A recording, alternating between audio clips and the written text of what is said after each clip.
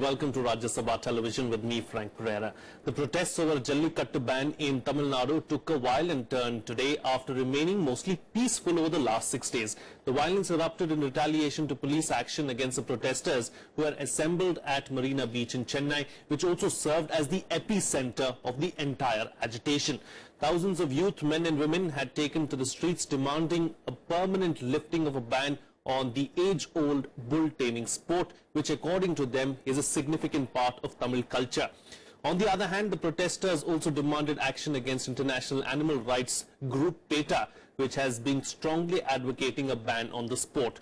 On this edition of The Big Picture, we'll analyze the mass protests on the bull taming sport and if there is a solution in sight. Joining me on the program today are Dr. Rakesh Batabyal, Associate Professor, JNU, Siddharth Varadarajan, Founding Editor, TheWire.in, Amrit, Associate Editor of The Indian Express, and Deepak, Advocate of the Delhi High Court. Thank you so much, gentlemen, for joining me on this edition of The Big Picture. Siddharth Varadarajan, I'd like to start with you, of course. Thus far, the protests have been, very peaceful, but today we saw it take an ugly turn. We saw some protests in Chennai. Now, is that going to change things? Well, I don't know if the fact that the Assembly has now passed the bill, has converted the ordinance into a regular legislation, whether this will have some effect in sending people home. But by all accounts, what triggered the turn to violence in Chennai and other places was the decision to deploy the police and use force. Somewhere down the line, until this point, the state government and the protesters and indeed the central government had all said they were on the same page. And why the use of force was necessary rather than, well-planned, well-thought-out communication where the state government is able to tell people exactly what it's done and why the protest needs to be called off, and to have done that in an organized fashion, perhaps even involving the chief minister or other important political leaders, maybe all-party delegation. Somewhere down the line, I think there's been a miscalculation by the AIADMK government in Tamil Nadu, because sending policemen in and using strong arm tactics on the protesters at Marina Beach, that seems to be what the trigger has been. I don't buy this logic that all of a sudden these protesters have become anti-national or that they've become anti-social the way that the police or other political parties are trying to say. This is essentially miscalculation by the law enforcement authorities and by the political authority in Tamil Nadu, and that's what you're seeing on the streets now is a consequence of that. Anger is boiled over because for the first time you now have on the issue, essentially the state government now openly pitting itself against these protesters. Indeed. Deepak, I'd like to bring you in now, of course, because several of the protesters have said that the protests are now over, that the bill has been passed. Now, as far as the bill itself is concerned, is it constitutionally and politically proper? See, as far as the constitutional aspects are concerned, I'm not sure what is it that can be unconstitutional about this, and since it's early days, and to be honest, I still haven't applied my mind to the nuances of the provisions. I've had an opportunity to take a look at it, and so far it seems okay, and we have had instances in the past where decisions of the Supreme Court on something more serious have been reversed by the executive and the legislature through other amendments, the Shabano case being one of those examples.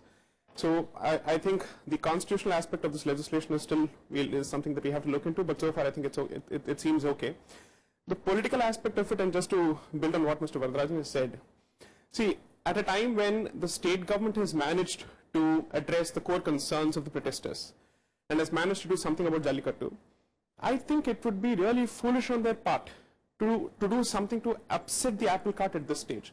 So I really wouldn't blame the state government for triggering the current situation at this point of time, because I suspect something else has happened, and as more and more news seems to trickle in, you can't call each of these protesters and every one of those protesters as anti-national elements. But there have been slogans that have been raised, and there have been issues that have been raised which have got nothing to do with the primary object of the protest, which is somehow to get this culture back, or this to have the freedom to organize Jallikattu. So I suspect something else has happened, and this is entering a much more serious realm, because neither the central government nor the state government or any of these establishment entities have any kind of vested interest in in upsetting the apple cart, so to speak, after having delivered the goods on the core issue. So I think something else is happening here, and perhaps time will tell us what exactly is happening on the political front. Because I don't think the protesters at this point of time have limited the scope of their issues only to the issue of Jallikattu. It has gone much beyond that, and we'd like to see who are the actors who are behind this. Amrit Lal, is there more to it than meets the eye, as J. Deepak's eyes suggesting? No, I think right from the beginning there has been an opposition to the political establishment. Most of the politicians who tried to address the gathering were not allowed in. And I think, as Mr. Varadarajan said earlier, till the other day the state government seems to be completely in sync with the protesters' demand that this is a matter of cultural pride, and the state was with them. So what exactly happened in the morning today that, suddenly the police dawned on, police arrived in Marina and started using force to disperse these people? Could it be because that, you had to clear the ground for the January 26th event? So we really don't know, what exactly forced it, but the protesters could also have been taken aback that the government till the other day was supporting us, and what exactly has gone wrong. There must have been a sense of betrayal, I suppose. Okay, fine, fair enough. Professor Batabyal, in 2014, when the Supreme Court passed its order saying that Jallikattu cannot be held anymore, we did not see such kind of protests. What has prompted these protests this time around? I think, as all of them are saying, is a lack of communication at one level, and the second is the complete change in the power structure, center as well as in the state. Suddenly, the absence of Jallikattu or a very strong administrator is suddenly realized by not only friends but also the foes. So, and secondly, you see, Jallikattu is primarily a rural sport, and an issue which is primarily should be gravitating towards the rural area, where an urban crowd behavior historically has been different from where a mass mobilization happened on the rural question. Here, so there's no organization. Apparently, there's no organization. There is no organized effort. Therefore, a completely spontaneous move, apparently very spontaneous urban crowd, which takes up the issue of culture, which is primarily at the moment, Tamil Nadu is the most urbanized state, so to say, in the country. So in that, an issue which has rural bearing, very strong rural bearing, which therefore also invoke the bearings of the caste dynamics in the state. Therefore, all the local politics or the state politics now come on to play on this event, because don't forget, in 1960-65, when the anti-Hindi and agitation began in Tamil Nadu was different. So, and there was a communication where there were strong leaders who could communicate. Today, neither there's Jayalalitha or from AIDMK some leader who is strong enough, powerful enough, tall enough. On the other hand, Karunanidhi is also not in a position to communicate in that sense. So there's no, in all regional performer, if you go to all the regions, there are one or two or three big leaders. Every state you go, Nitish Kumar, Lalu Yadav. Suddenly Tamil Nadu is feeling the vacuum. Stalin is not taking that kind of a position. He cannot take, maybe because Karunanidhi is already there.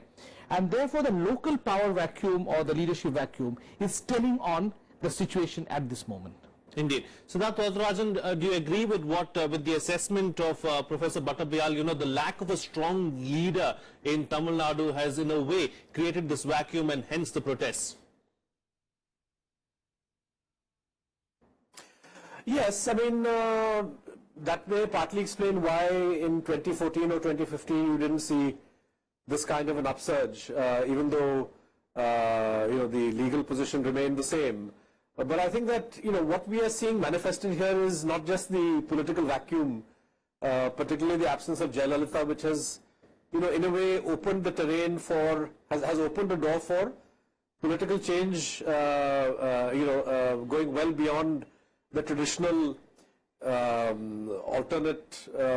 alternating power structure between DMK and ADMK to something more complex, in which perhaps different caste groups are asserting themselves, and the whole issue of Tamil identity, Tamil pride, connected to issues like Kaveri, are all coming to the fore. So if the issue that this protest, even from day one, was never entirely or exclusively about Jallikattu. Jallikattu may be the trigger, but if you look at the slogans that people raised, if you look at the placards they were holding, if you look at the conversations that the news media recorded people having, it was clear that Jallikattu was in a way a metaphor for a wider sense of feeling under siege, a culture feeling as if it's not getting its due recognition, a feeling that Tamil Nadu somehow, say in the context of the Kaveri dispute, is getting stepmotherly treatment from the centre.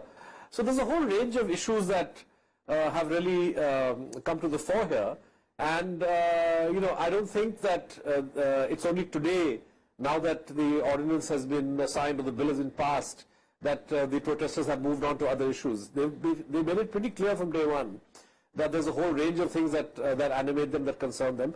Of course, the protest is narrowly framed around the issue of Jallikattu, but we would be missing the point if we were to think of this as purely an urban population getting agitated about the threat to a rural sport. There's a lot more that is perceived to be riding on Jallikattu, and I think the idea that somehow the Supreme Court could have declared this sport illegal, and that for the last 2 years the centre of the state have in a sense taken this lying down, on top of all the other grievances, real or imagined, that people in Tamil Nadu face. This is what has produced the kind of mass, I wouldn't call it an uprising, that's the phrase that people have been using in Tamil Nadu, but the mass upsurge that was so visible in Marina Beach for 6 consecutive days. Indeed. Amrit Lal, could this decision of, bringing forth this bill have been taken earlier? Why wait for this last moment and pass it now? I think they had to prepare their ground to have a executive action, override the Supreme Court. So, I mean, the court is hearing the case. But I want to add the other thing, that it's not just about Jallikattu. Jallikattu has become a sort of lightning rod for a slew of issues, especially this whole question of farm registers. And unlike in 2014 when the court had done, I mean, the last 2 years Tamil Nadu had seen a major drought, and there have been structural changes happening in the countryside. So these things had created a certain kind of social turmoil which the political establishment had not really addressed. So all these things have come to the fore. I mean, the Indian Express reports right from day one had said that this was not just about Jallikattu. Jallikattu had become a symbol for a certain rural unrest, rural disgruntlement with the political establishment. So those things also we need to factor in. The second thing is that it's an urban protest certainly, but most of these people are people who are first generation migrants, or who just come to study or work in Chennai or places like, the cities. And they do have an umbilical cord with the rural population, and they seems to be upset that, their concerns, the rural Tamil Nadu's concerns, are not really responded to by the political establishment. The drought, for example, there has been no real initiative from the state government. And very often, these questions are essentially subsumed in, say, for example, the water issue basically gets subsumed in this Kaveri dispute. What happens locally, what is done within the state is generally not discussed. So all these things, I think, that had built up, creating the environment for this sort of a mobilization across the state. Indeed. All right. Let's move the debate forward now.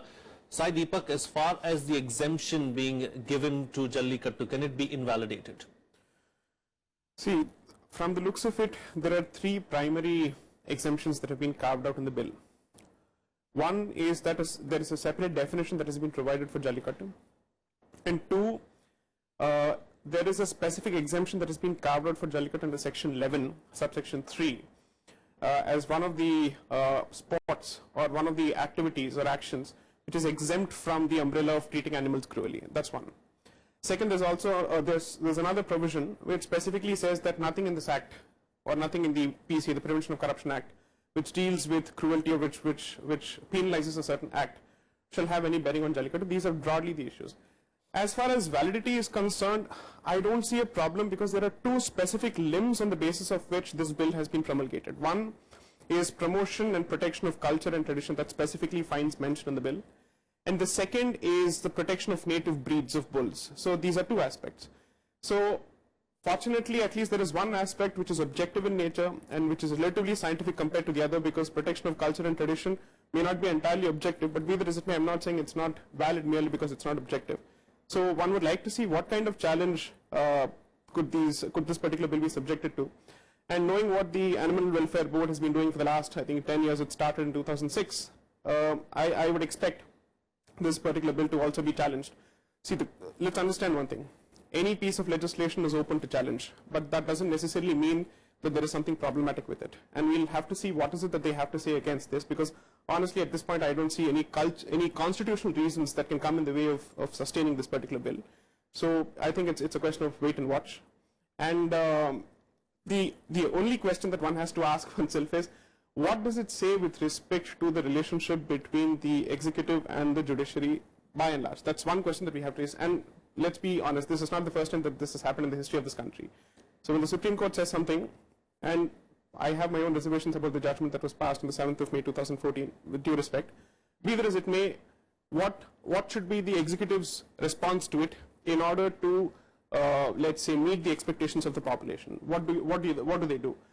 Either you lose out on this particular constituency, or you get accused of overturning the decision of a Supreme Court through a legislation. So it's a catch-22 for any establishment, regardless of whichever regime it may be. So I think that's one interesting aspect that has not been debated as much. Indeed, indeed. Professor Batabyal, the Supreme Court came out with guidelines, in 2006, and said that follow these 12 guidelines and then we'll allow Jallikattu to happen in Tamil Nadu. But that was not followed, and hence the ban in 2014. Do you see the Supreme Court coming up with similar kind of guidelines again? I think it should, and it will, to my mind, because what this entire episode, if Jallikattu is, I'm taking Jallikattu as a very serious issue for the animal welfare, animal right activist, or even the larger domain where the state and society wants to be much more compassionate, not towards just human being, but towards all its other allied species on the earth.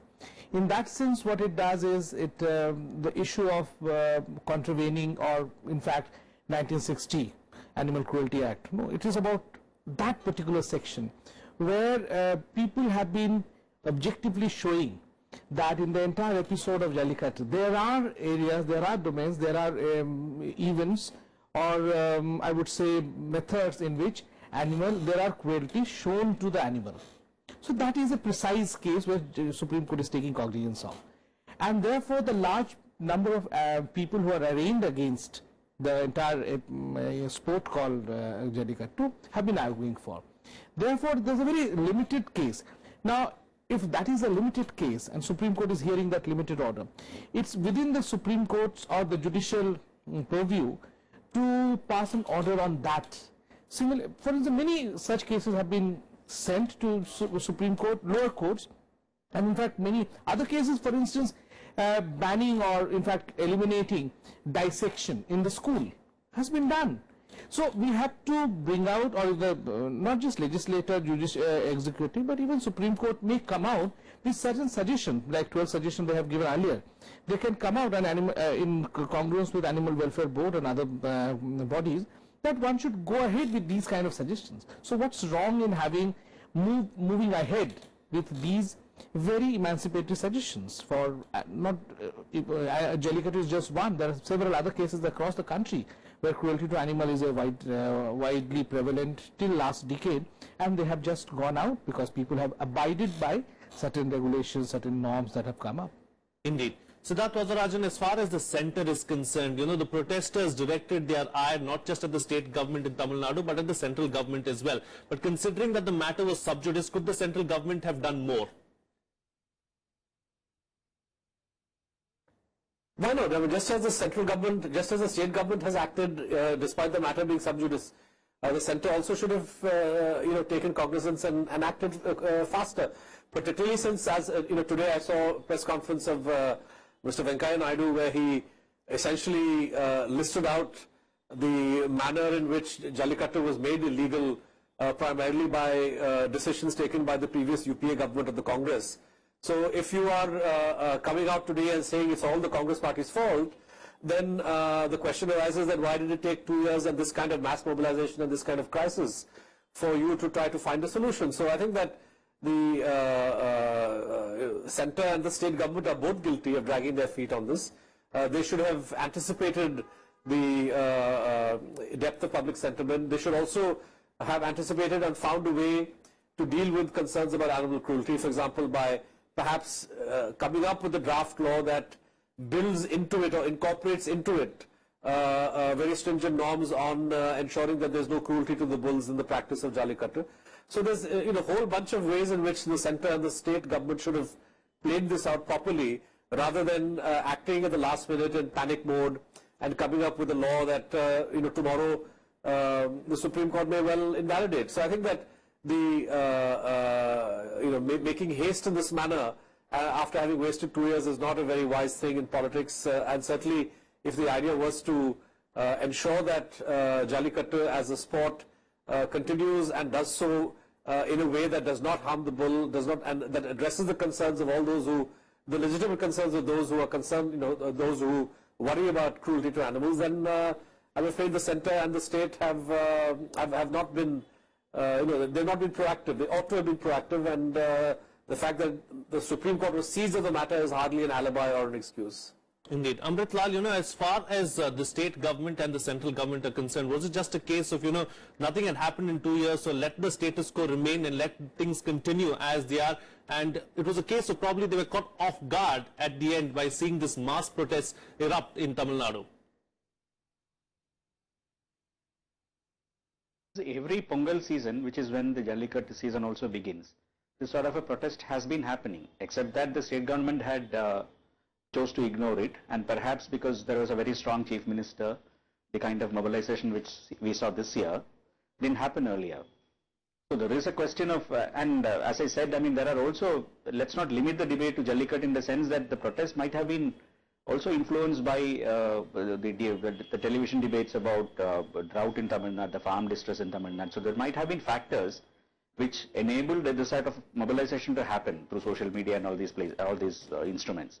So those things perhaps the centre and the state were not prepared for. They didn't expect that this is likely to go the way it really turned out to. And nobody had expected that, one, so many people will land up, two, it's likely to last for this long. And since, and we should understand that, the register of political protest in Tamil Nadu for a long time has been culture. The Tamil pride, Tamil traditions, all these things are basically what brings people cutting across caste and the class and political preferences to the street. And that's been the case with Kaveri, been the case with Idam protests. We have seen this. So this again, so Jallikattu has, the focus on Jallikattu should also not make us forget that, there might be other reasons, more substantial and deeper reasons why people are feeling miffed with the political establishment. Because there is clear evidence that, there is a certain kind of anger against the political establishment. It may not necessarily be only about their inability to address the ban. This is how I look at it. Okay, fair enough. Sai Deepak, as far as the entire issue itself is concerned, we have not looked at it from the other perspective, from the animal rights group's perspective, and they've been saying from the beginning that, we're going to take up this issue right till the end because we are concerned about the animals. So as far as the animal rights groups are concerned, what are the options before them? I don't want to play the advocate for the animal groups here, not because it's necessarily unpopular, but because I myself don't agree with what they've done. These are my personal views, of course. There are 2 points and 2 clarifications, I think, which are in order. So, from the judgment of 7th of May 2014 of Justice Radhakrishnan, it's not as if nothing has happened. 2015, there was a review petition that was preferred by the state government, which got dismissed. Then the 2011 notification of the centre was again amended in 2016, which is what got the Animal Welfare Control Board back into the picture, challenging the notification which allowed Jallikattu. So it's not as if the centre has not done anything as far as this particular issue is concerned. I think this is one of the things that the centre has tried to do. Secondly, there's one thing that we certainly have to consider. This is not something that was initiated by the centre or by a political establishment sitting in the centre to try and ban Jallikattu. This all started in 2006 by a judgment of the Madras High Court, the Madurai bench. Then subsequently it went to the division bench and so on and so forth. This is how it has snowballed into this. Now, for the last 2 years, despite having made best efforts before the Supreme Court, since they did not see any light at the end of the tunnel, looks like all of a sudden there's been a crystallization of all the frustration this particular year. And perhaps nobody can put a finger and say perhaps it is this year that all of a sudden we'll see an outburst of emotions. So that's something that nobody can predict. 2, as far as the animal rights advocates are concerned, I do believe that they have some serious questions to ask of themselves. See, I don't wish to question anybody's intentions, what their political motivations and so on and so forth. That's not something, that's not my place. But there is one thing that we certainly have to ask ourselves. Section 28 of this legislation, the PCA of 1960, specifically says that the manner in which a certain animal is killed shall not be questioned and shall not constitute an offense if it has some kind of religious sanction. This is the so-called position that's been taken by this legislation. Therefore, there is a specific recognition of any kind of exemptions on religious grounds. Therefore, it must be equally available for people to have exemptions on the basis of cultural or traditional grounds. So let's not talk as if the Prevention of Corruption, the Cruelty Act or the Cruelty of Animals Act is entirely based on science and does not take into account religion, the tradition of this place, the customs of this place. No, it does. It does. So let's be very clear about that.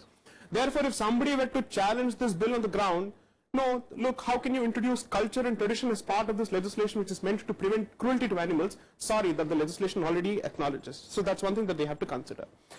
Therefore, I think one of the issues that has been missed out in this entire debate is perhaps the frustration of the protesters with respect to the double standards that we seem to employ with respect to certain practices and the coming down harshly on certain other practices, and somewhere I think that is reflected in the manner in which they've come out against it, saying, if you really have a problem with this, why don't you go after anyone who slaughters animals? Why don't you go after certain practices, certain festivals? This is the common perception that we have seen.